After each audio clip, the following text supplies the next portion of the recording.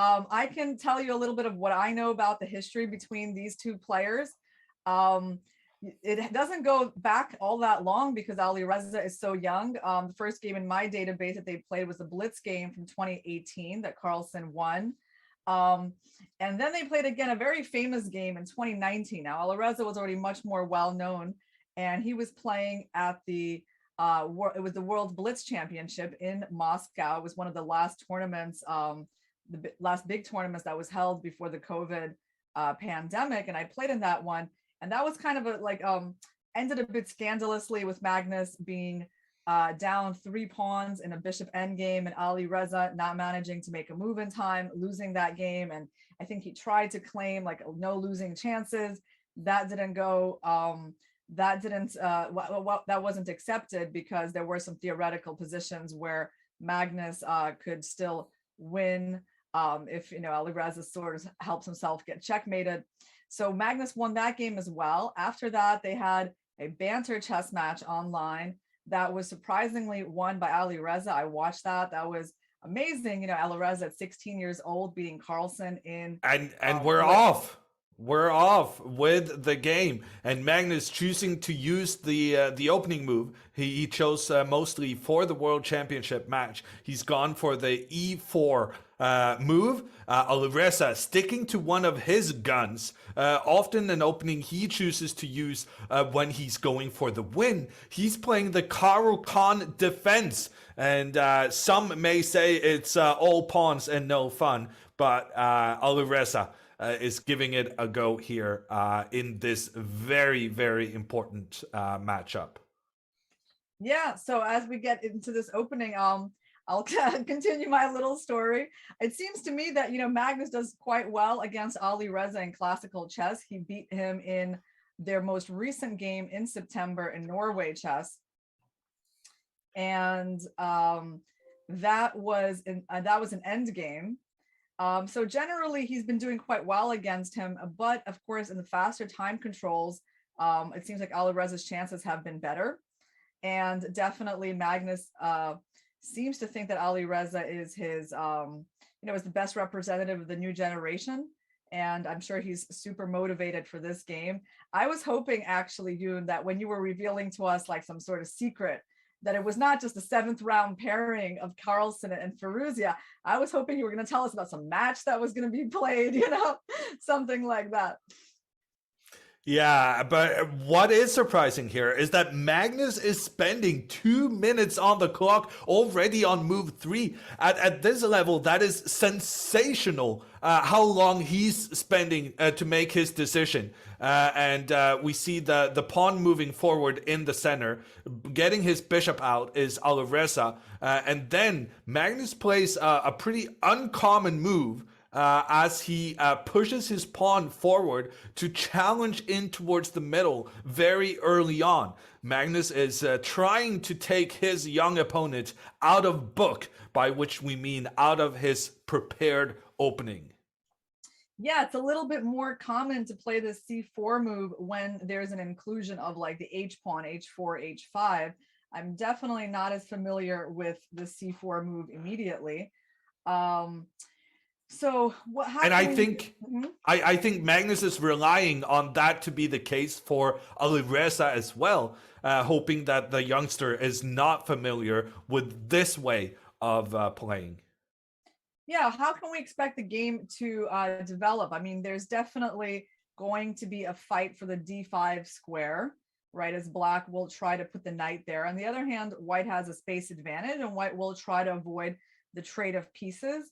And did he just play his pawn to H3? Yeah, interesting.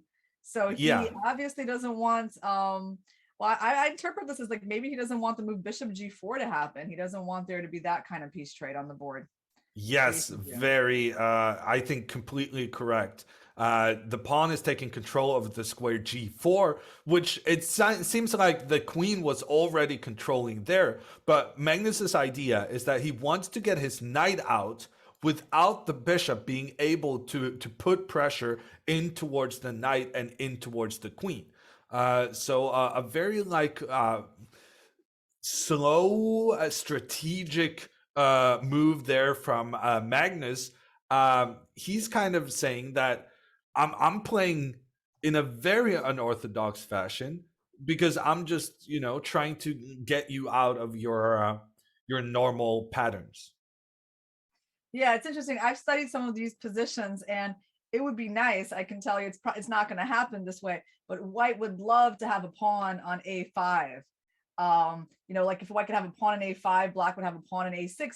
This would be actually very helpful strategy against restricting the knight on D7, right? So like basically increasing White's space advantage. But that's going to be hard to do in this position, because every time White plays A4, Black will just immediately answer with A5, and that pawn will never get that far. So Alireza played bishop G6, clearing the F5 square for the knight. So I guess, one knight will try to occupy D5. The other one might try to go to F5, but White always has this G4 idea. So we'll see. In knight F5, G4, knight H4, Black can do. Black will have that square for his knight. I'm actually curious. Do you? I'm thinking one of Alireza's plans right now could be to move that bishop. Like we saw this idea earlier, right? With Magnus trying to stop the bishop from pointing in towards the queen and towards the knight. Could Alireza be trying to do that once again? Trying to kind of entice Magnus to push his pawns even more forward, which makes an impressive kind of offensive with the pawns, but at the same time, pawns are the only pieces who cannot move backwards. So once they go forward, that's a very committal decision. And if the opponent manages to kind of get in behind the pawns, that's going to be a major problem. So this has been a very tricky opening from both players, and it seems to me like there's some potential here for spending a lot of time poking at the opponent before you get your king to safety. And as long as both players have their king in the middle of the board, this has the potential of being like really explosive chess. I completely agree. I think this bishop h5 idea that you came up with is very interesting. I mean, it's very provocative, right? That's the word to describe it. Like you're just provoking White to seemingly gain a tempo by attacking that bishop. But then you're going to strike out with your pawn to h5. You're going to try to take advantage of White's pawn being kind of extended on g4 and White having trouble castling.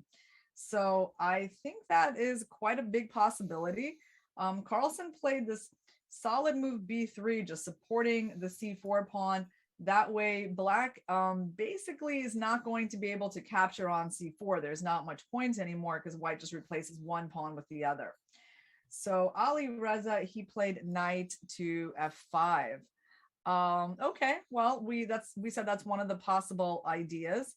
And what can we expect from Carlsen? I suppose the move bishop e2 at some point needs to be played. There needs to be some kind of development here. Yeah, but if the bishop comes out, I would see Alireza getting his bishop out, pointing towards the other knight and towards the king, kind of in similar fashion as how I wanted him to point his bishops earlier. And to me, it seems like Magnus could easily land himself in a lot of trouble if Alireza suddenly decides to create a massive conflict with the pawns in the middle, considering the fact that the black bishops are kind of troublesome where they point in towards the white king. So I'm kind of expecting Magnus to move his pawn forward on the side once again. But if you just keep moving your pawns, you're not really doing anything about your king safety. So a tricky decision here to be made for Magnus. So Magnus, I think he decided to play bishop e2. Now, if bishop b4 happens, which is a very sensible move, I think White has a big decision, bishop b2 or bishop d2. I mean, they both look possible, actually. I feel like bishop b2, queen a5, queen d2 still seems in the realm of playable for white. Like you're not going to lose your knight. Nothing absolutely terrible is happening. Is there a point? Do you see a point maybe in putting the bishop on d2 instead, Yoon? Well, I mean, I would kind of, I would think D2 feels more right because then you're kind of putting an additional piece blocking that pressure towards the king. But on the other hand, it might make it more difficult to try and kick out this black bishop afterwards. We're going to find out what Magnus is thinking He played bishop because b2. yeah, Alireza did go with his bishop pointing towards the king, and Magnus goes for the bishop, protecting the knight, but also keeping control of the a3 square so that he knows he's going to be able to push his pawn forward and kick Black's bishop away later on. At this stage, both guys are castling, and yeah, White. I would say this has been a success for Magnus, who has an advantage of his pawns being higher up on the board in the middle. For Alireza to kind of punish this play from Magnus, he needed to do something before Magnus got his king to safety. And now that Magnus has safely castled, I feel like he has the advantage. Yeah, both sides have definitely done a good job, I think, in this opening, and they're going to give us an interesting game. We haven't had any pawn trades, no piece trades, lots of pieces on the board still. And because of white's space advantage, black's, main plans involve attacking that space. And so I think we're going to be seeing this move f6 quite soon. Yeah, actually, we've seen it now. Alireza immediately going for the attack towards Magnus's most forward pawn. It's responded by Magnus pushing his pawn forward on the side, attacking the bishop. Actually, our camera and board is not in sync. I'm not sure what that's caused by, but I'm gonna try to switch our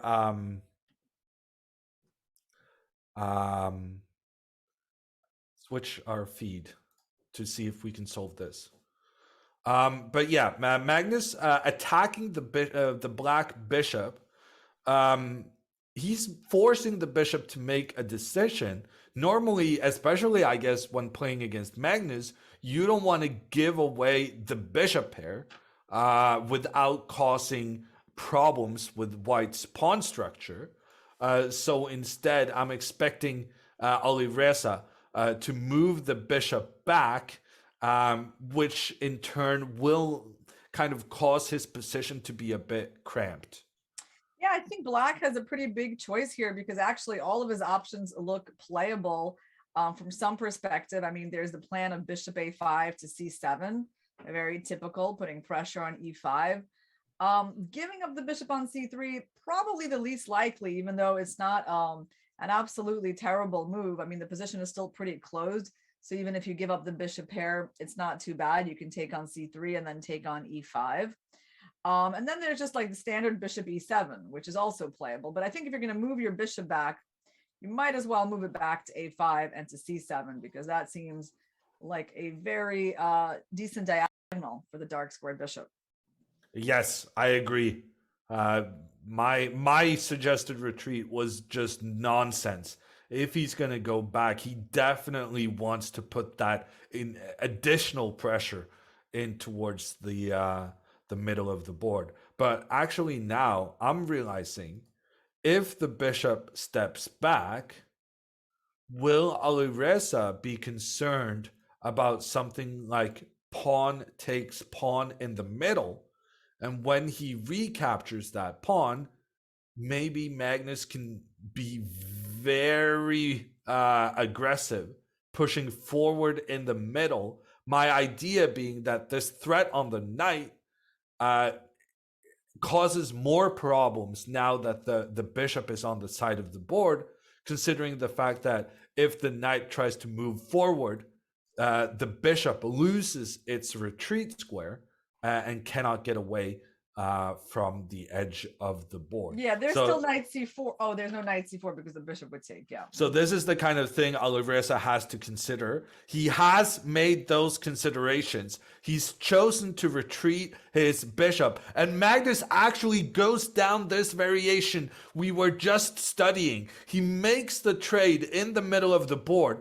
Ordinarily, I would say this trade is not something White wants to do, because I think taking back with the pawn, it really just creates a lot of harmony in Black's position, and Black can afterwards get the rook pointing further into the middle. I think this is based on Magnus believing it to be a good idea to push that pawn forward when he's now presented with the opportunity. Alireza has to make difficult considerations now, figuring out whether or not he can allow that pawn to step forward. If he decides it's not a viable option, he will have to recapture with his other pawn, which leaves some potential for Magnus to attack down the open file, or maybe for Magnus to infiltrate with his knight in the future. Yeah, this is like a pretty fundamental decision for Black about where to steer the game.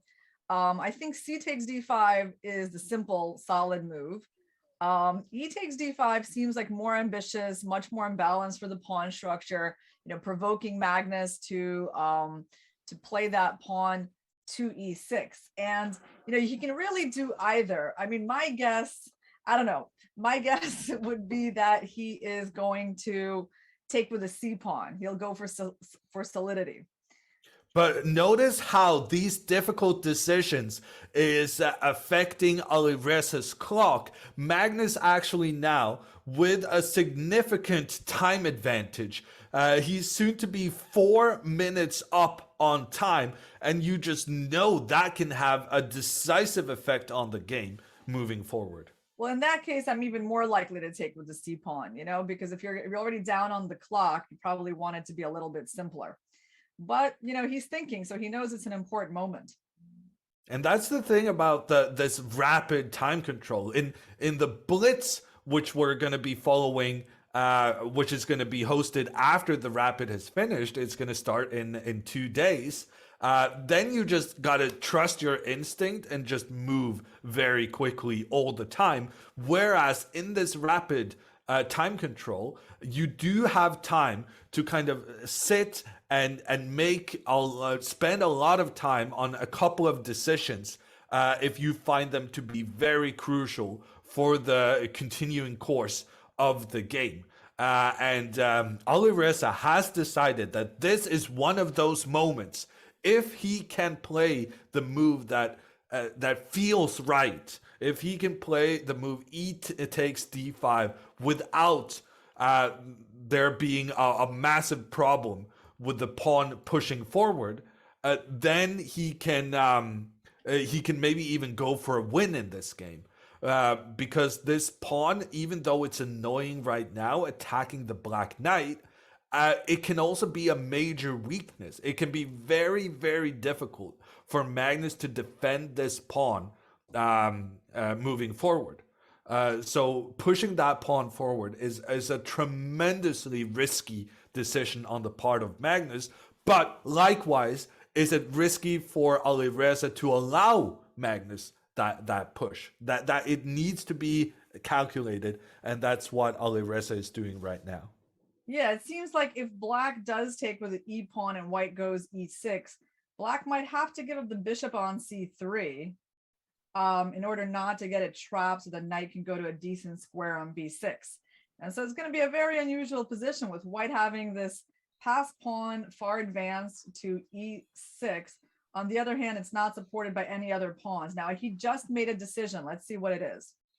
Alireza spending a lot of time. He actually decides to go for the safer option. He takes with the c pawn. Magnus immediately making the trade between the other two pawns, looking at each other in the middle. Alireza quickly capturing back with his queen. Alireza now trying to point some pieces in towards the central White pawn. But on the other hand, Magnus has a lot of defenders there as well. Yeah, so this looks like a bit like of a French defense, doesn't it? You like in the structure, I mean, in the center, really actually seems like a lot more French defense like than a Caro Kann. Of course, Black has a good version of a French defense because his bishop's not sitting on c8 anymore. It's already been developed to g6, which is what normally Black tries to do in the French defense. And of course, the dark squared bishops haven't been traded either, which favors Black. So I'm thinking, yeah, he made a very reasonable decision and he has a good version of a French defense. Magnus coming in with the rook. You always want to put your rook where your pawns are not blocking its view. And that is certainly the case from c1. In fact, I don't think I'm going out on a ledge saying that Alireza probably wants to employ that same plan, getting his rook in towards that open file as well. Yeah, I think, ideally, if Black could have a couple of moves here, how he would like to position his pieces, he would put like a pawn on a6 and the bishop on d6. That would be the perfect diagonal for the bishop. It's not doing so much on a5 at the moment, and it's kind of hard to reposition him because you can't go bishop c7 because there's going to be tactics on the c file with knight takes d5. So I think that's kind of the challenge for Black. Overall, the position is not bad. The question is what to do with this bishop on a5. And you don't want to give him away for the knight on c3 either. That's not really, I think, the preferred solution. So I completely agree with you that Black is likely to play a move like rook a c8, although nope, he went for something quite different. Okay, interesting. He decides to open up his light squared bishop by offering this trade. Yeah, that makes sense. I mean, if the white trades on h4 and then attacks the pawn with bishop to g4, I think he's counting on the move bishop f5 there. Although I'm not 100% sure about this knight h4 move, to be honest. Like, in a way, it seems to maybe help White's bishop on e2 as well. Magnus says, I'm fine with trading. And then it's kind of... Alireza managed to remove one of the pieces protecting the white king, but the white king still has another 3 pawns doing a good job guarding in the king's vicinity. I'm not sure. It feels like Alireza has gotten to this stage where he's just trying to trade off pieces and, well, essentially trying to trade down towards a draw. However, we have seen Magnus in this tournament winning game after game in situations where we believe that, well, surely he's not going to make anything happen here, and then he's gone and done it afterwards. And in addition to that, Magnus has a 5-minute time advantage, which is really significant at this stage. So if I was an Alireza fan, I would be very nervous now because the positional nature of the game and the time advantage both seem to favor Magnus right now. Yeah, I completely agree with you. I like the way this game is going for Magnus. I don't think Black is generating too much play on the king side for now. And I think the question Magnus, he's deciding between moves like b4, knight a4, or knight b5. I mean, he has to play on the queen side. Bishop g4, the move that I mentioned earlier, it's a possibility as well. But I think, yeah, Black will play bishop f5. And ultimately, yeah, so you need to figure out what you're doing on the queen side. And he does go with this move b4. The pawn moving forward, attacking the bishop. The bishop needs to go. It goes all the way down to the bottom rank. But then Magnus immediately goes for Irina's plan, attacking the pawn on e6 with his bishop, Irina did say that she thought Alireza could then just move his bishop in between, offering a trade. That is what Alireza has done. There's a trade between the bishops. One of the problems for Alireza now long term is that Magnus can very easily bring his queen into the game and attack what is known as a backward pawn on e6. And the reason it's known as a backward pawn is because it cannot be defended by other pawns because its buddy on its side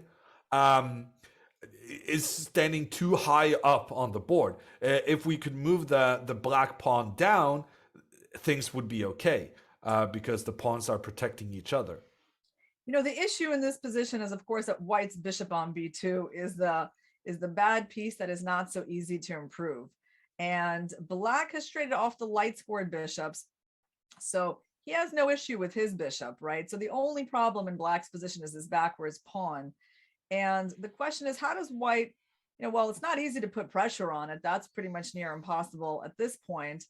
Now, the first move that comes to my mind in this position is, of course, knight b5, right? That's just a critical move, trying to play knight d6, winning a pawn, possibly knight c7. So on knight b5, black needs to protect those squares. In fact, the move queen e7 is actually quite interesting. I mean, it seems passive, but it's also very solid. And I can really see that queen coming even to d7 and just, pushing back the knight eventually and being decently centralized. I mean, that's just one idea. There's, of course, more interesting ways that we can try to play, but you have to be a little careful with, bishop e7, because then the knight will go to c7. So there's all these infiltrations, and that's why, I mean, queen e7 is at least, you have a solid move there. Yeah, and actually, it amazes me that Alireza, over the course of the couple of previous moves, he's just moving his pieces to the back rank of the board. But as long as his pieces are doing a great job there, and in particular this knight being crucial in the defense of the e6 pawn, I guess I underestimated the importance of the trades that Alireza did accomplish, and in particular the trade of the light squared bishops, meaning that Magnus's only remaining bishop is this guy that's just standing, being blocked by his own pawns. So the white bishop is the massive problem in Magnus's position, and it might be such a big problem that all of the other good things he has going on, like control on the open file, pressure towards the backward black pawn, they might actually be pretty much of equal value. But here we see Magnus doing some maneuvering as well.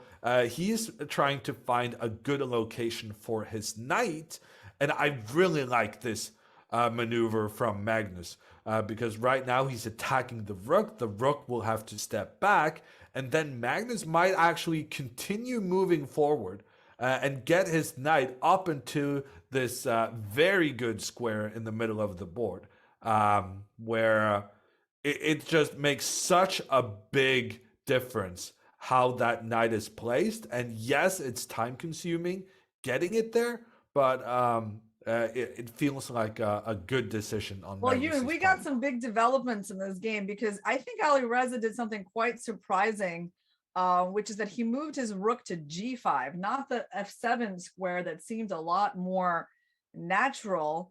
And Magnus quickly replied with f4. So why he provoked this pawn to move forward and helping Magnus get more space is a little bit of a mystery to me, because now the knight is coming to g4, and it just seems kind of awkward for this rook. I mean, I of course he has these threats of queen takes h3, but after knight g4 to e5, seems like it's going to be hard. Did he give up he didn't give up the exchange, did he? Or is that on, it's not on the board yet? Or are you just examining this exchange sacrifice?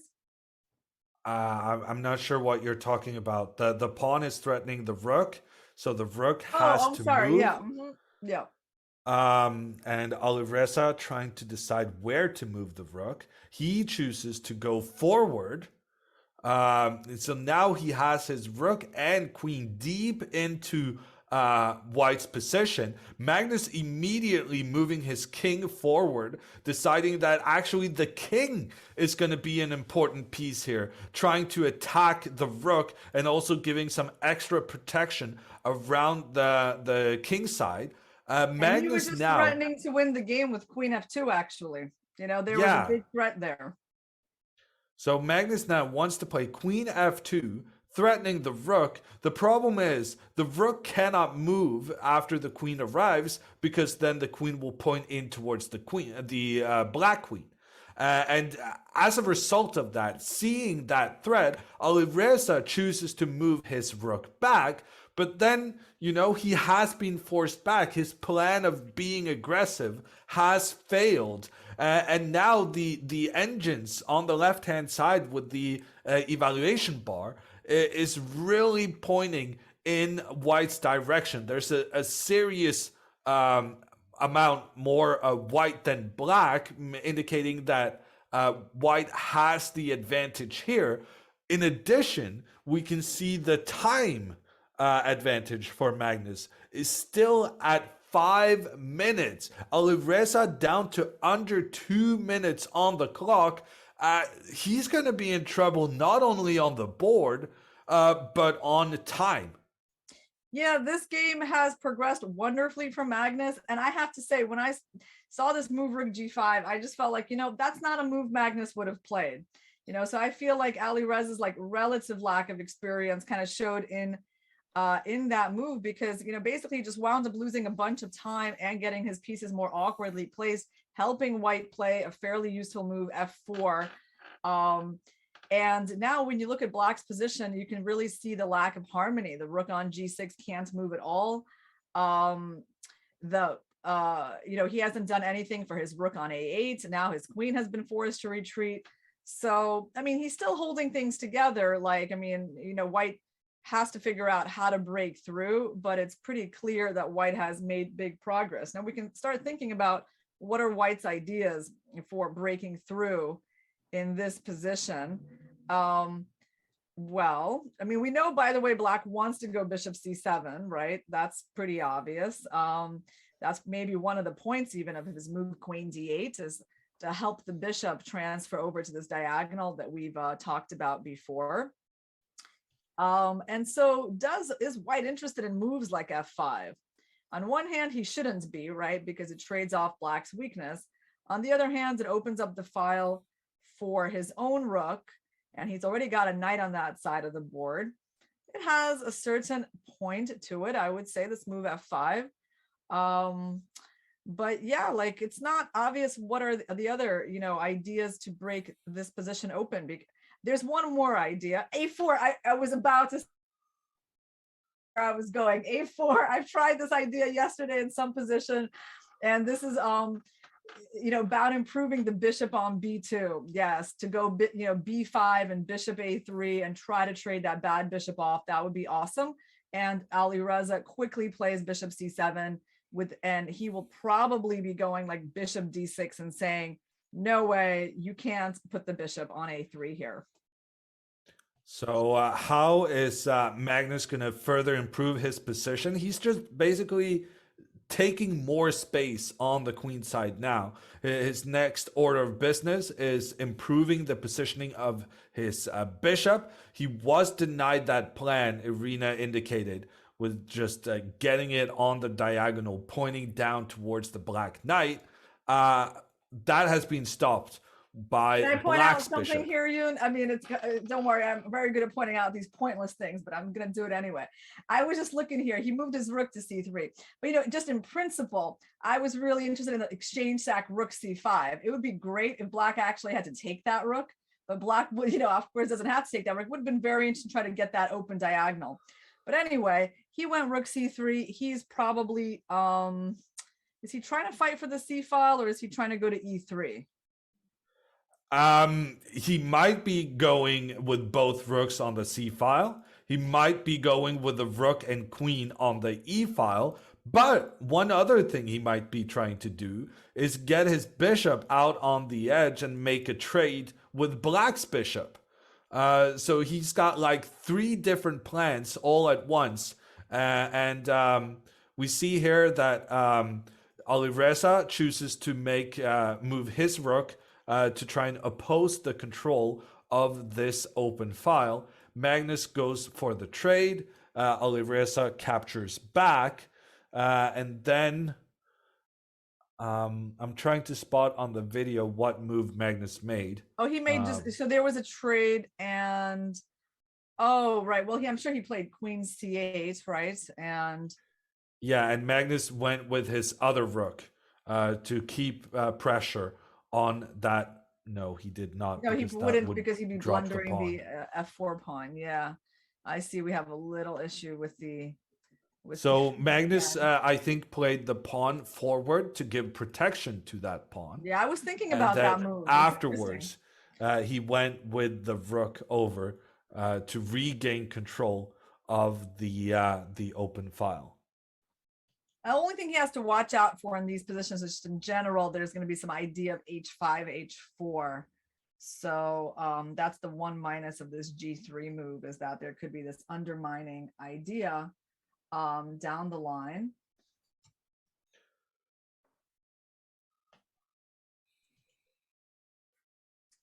And looks like there's unfortunately the transmission, the electronic board, made a mistake when they were trading the rooks on c8. Yeah. It seems like it's back now, actually. You know, rook c1 after g3, rook f5 happened, and yeah, okay, I have it on my board. Oh, now. You have it. Great. So Alireza is pushing his pawns forward on the right side of the board.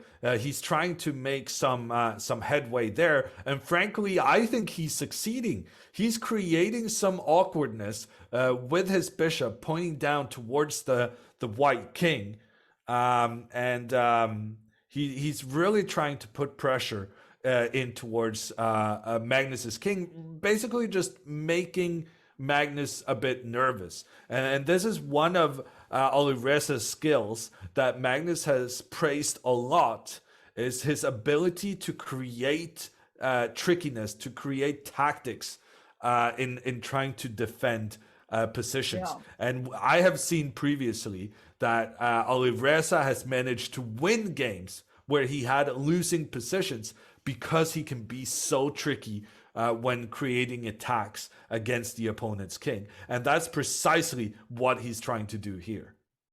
Yeah, absolutely. Resourcefulness is one of Alireza's great qualities. I mean, I could see that in that banter match between him and Carlsen in 2020. I mean, he has an incredible knack for drumming up counterplay in bad positions, kind of like Nakamura. And let's see, what is the position on the board right now? So much is happening on the king side. Unfortunately, white is attacking without the bishop on b2 really being involved in the game. So everything is nice about the position, but that bishop that we've been talking about for a while is still quite poor. It's being blocked by the own pawn, whereas Alireza's bishop is pointing in towards the white king. However, which king is the most unsafe? Because while Alireza has a bishop pointing towards whites, Magnus has, a queen, a knight, and a rook in the general area where black's king is residing. So I'm not even sure that it's Magnus's king in trouble. I think it might be Alireza's that's feeling the draft around its where it should be protected. Yeah, I like how Magnus moved his king to g2 to a light square. Oh, and this might be the big breakthrough for Magnus. His knight moving, attacking the pawn on h6, and this pawn is very difficult to defend for Alireza. If he moves his rook, he will allow the knight to attack both the king and queen at the same time. If his king moves up, then his king will be forced back down by white's pawn. So he has no way of defending that pawn. He does try moving the king up. The pawn does step forward. The king has to hide, but Magnus manages to capture an important pawn. Then the rook can move, because now there's no more knight coming in with a double attack on king and queen. But as Magnus retreats his knight back from where it came, Magnus has successfully eliminated a black pawn. And it's not just any pawn. It's one of the most crucial defenders of the Black King. Yep, Magnus has broken through on that side of the board and he has a completely winning position now. Oh, and that bishop a3 move, it's so painful. Finally at the end, when the position's already winning, he gets to improve his last piece, and now there's just nothing redeeming about Alireza's position anymore. Brilliant move here from Magnus. We've been wondering what he's going to do about this bishop being blocked by its own pawn, and he chooses just the right moment to come in, putting pressure on Black's bishop, forcing the trade there. And when the trade happens, Magnus is going to be getting his queen pointing towards the Black knight. But more importantly, when the bishop has moved, it means that the White knight can now safely step into the middle of the board next. Alireza trying to get his queen up into the attack, making some final threats towards the White king. Magnus now has to make the assessment of whether or not he can move his knight into this powerful position in the middle of the board. Magnus needs to make sure he's not going to lose that he's not going to allow the Black queen to make a lot of tricky checks. In doing so, instead, Magnus first uses his rook to push the queen away. The queen steps over back to the right side of the board. Now Magnus gets his knight in to this amazing position, and just look at White's pieces. Even if Magnus wasn't up a pawn, he would be completely winning here because his pieces are just dominating Black right now. Yeah, that knight is just amazing. There's sometimes you're down a pawn, you have counterplay, but in this position, you not only are down a pawn, but you have no threats whatsoever. Your king is very bad. The f6 pawn is super powerful. So I think Magnus is going to wrap this up really quickly. And Magnus coming with his queen. Alireza trying his best to stay alive. But Black's pieces are just so passive, in addition to White's placements just being so dominating. And I said it before, but I'm going to say it again. Even if Magnus didn't have this extra pawn on f6, he would have a winning position, because the placement of White's pieces is just so superior to Black's. Yeah, no, overall, I just like the way Magnus played this game. If we look, we've been following it from the beginning, and I just felt like he always had it under control, always had a little bit of a better idea of what to do, how to arrange his pieces. And then, Alireza positionally made some mistakes, and Magnus was just merciless in exploiting that. And Magnus now taking his time. He can do that, of course, considering that he had a pretty massive time advantage the whole game. He steps with his rook over to the right side. Alireza trying to hide his king in the corner. I'm expecting Magnus to start trying to capture more Black pawns in the very near future, moving his queen up and getting rid of this g5 pawn.